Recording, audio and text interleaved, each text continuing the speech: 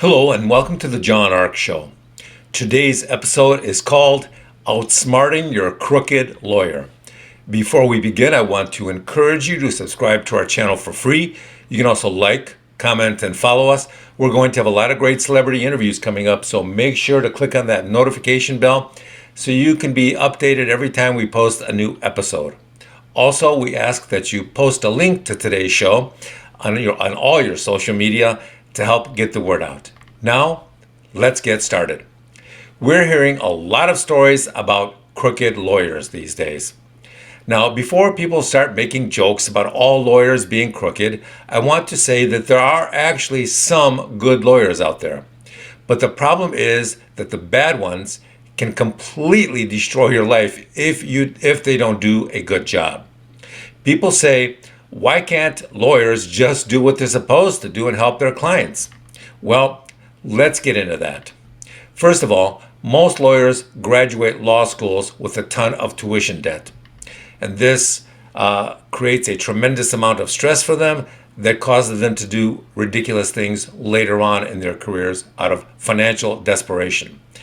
They go out into the workforce to try and find a job, and then they quickly find out that they can't find a job, let alone the high-paying partnership track legal jobs they all think they're entitled to.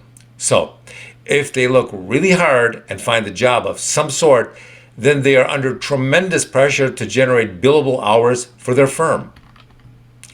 That's a very difficult thing to do, and not every attorney can manage that, so some of them begin to cut corners.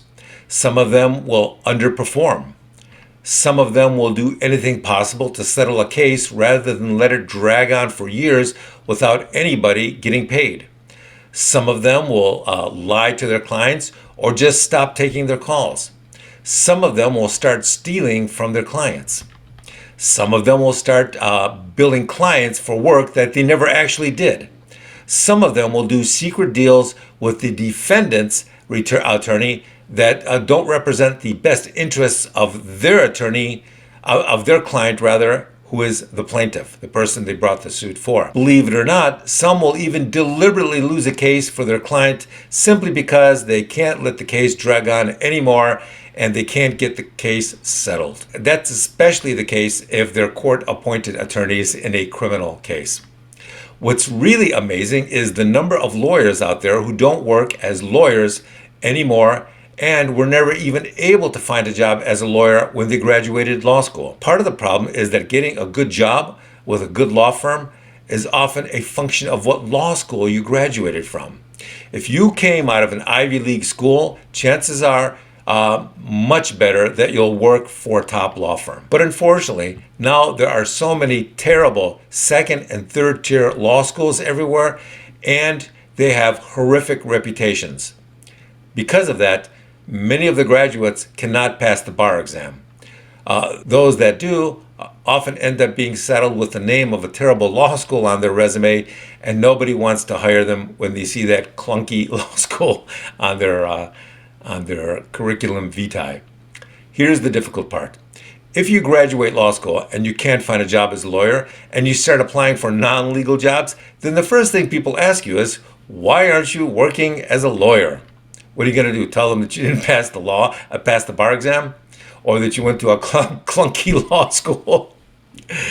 Now, these are the various circumstances facing most crooked attorneys. So, how do you outsmart crooked attorneys? Well, there are several ways. First, avoid hiring them by doing an exhaustive search and upfront when you're looking for the right law firm. Talk to everybody you know. Get their feedback on any attorneys they may have used. Also, spend a lot of time online. Better to spend 50 hours online researching a good lawyer and law firm to find than to spend 2 years watching your bad lawyer, your crooked lawyer, destroy your case. Secondly, don't let too much time go by without getting a status update. You should get one on a regular basis. If your lawyer refuses to give you one or simply doesn't answer your calls for a month or two, replace him. Lastly, listen to your instincts. If at some point you don't trust him, then fire him and get another one. Thank you for watching. I want to encourage you to subscribe to our channel for free. You can also like, comment, and follow us. We're going to have a lot of great celebrity interviews coming up, so make sure to click on the notification bell so you can be notified every time we upload a new episode. Also, we ask that you post a link to today's episode of our show on your social media to help get the word out. Thank you, and we shall see you soon. Bye-bye.